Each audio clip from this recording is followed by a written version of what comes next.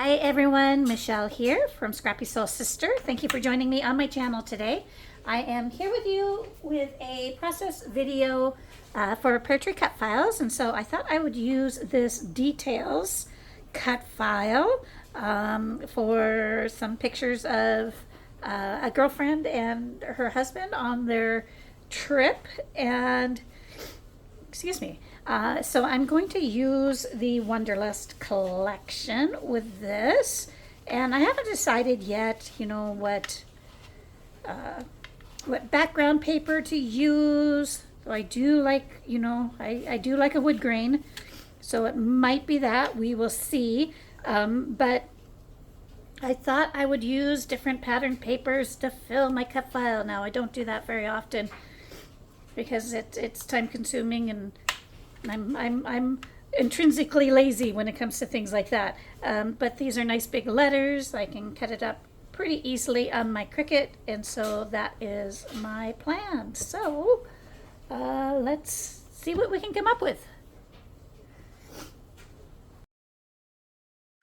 All right, so I have cut out a backing for my clip file as I am going to elevate all of my letters. I've also picked out colors for those, and I just used papers that I already had scraps for.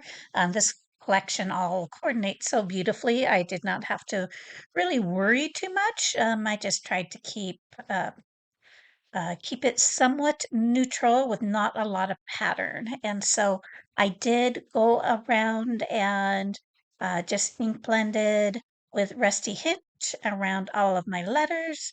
I am going to adhere my cut file to the backing, and I love my sweet petunia glue dispenser. I've talked about that before, but the fine tip is perfect for this.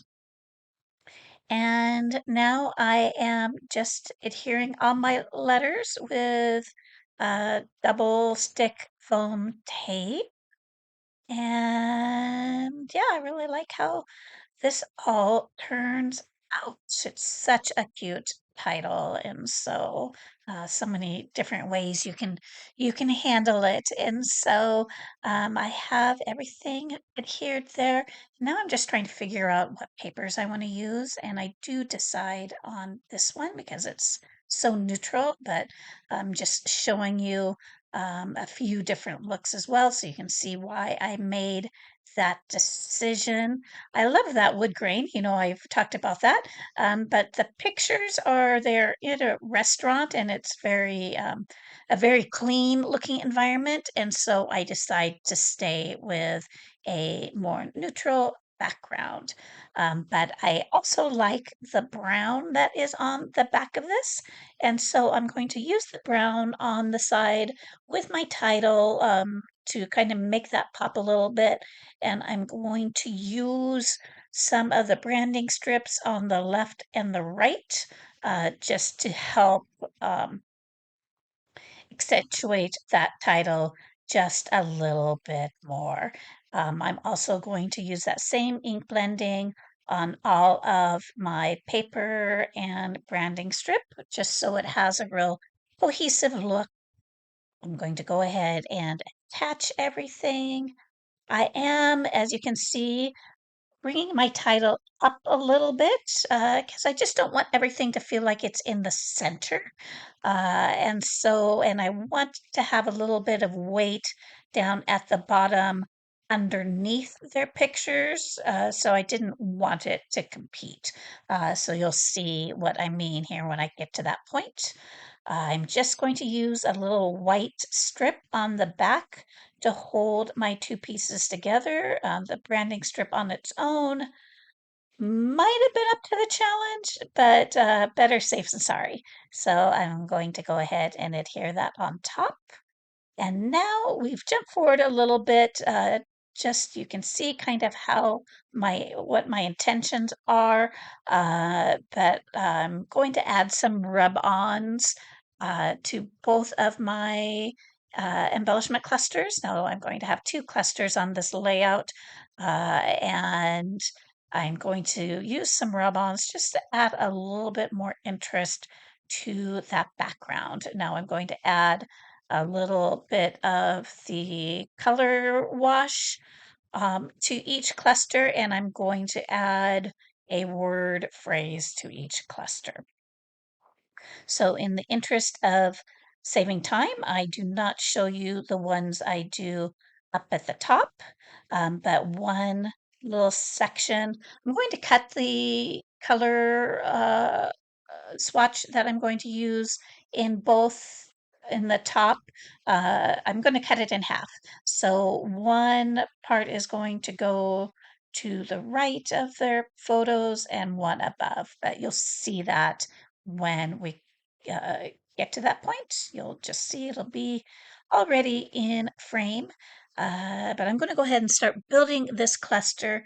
So I really love this long embellishment, and so I'm going to use that to tie my details title in with that bottom cluster. Going to use some luggage, a couple tickets. I'm also going to add a globe and those luggage tags. And I think until the end, I'm going to add a word phrase. I think that is about it. Oh, and I'm also going to add a few more florals. So we love some florals. And so you'll see that coming up here shortly. So this Wanderlust is such an easy collection to use. Oh my gosh. And so it just has a really great balance between large, medium, and small embellishments, which makes it so easy, right? And so I'm going to go ahead and add a couple flowers there to the top of my frame. And just to help, I really wanted to that embellishment cluster to feel like it's cascading down from the title. And so yeah. So now I'm going to work on that cluster involving their photos. I am picking out my rub-ons, but like I said, I'm not going to show you the actual adding of the rub-ons. I didn't think. Oh, yeah. So I skipped ahead, and you can see I've added a little word phrase above their pictures. I've added some embellishments, so the little teal frame, more luggage tags, more luggage, a little circle tag, and then some florals.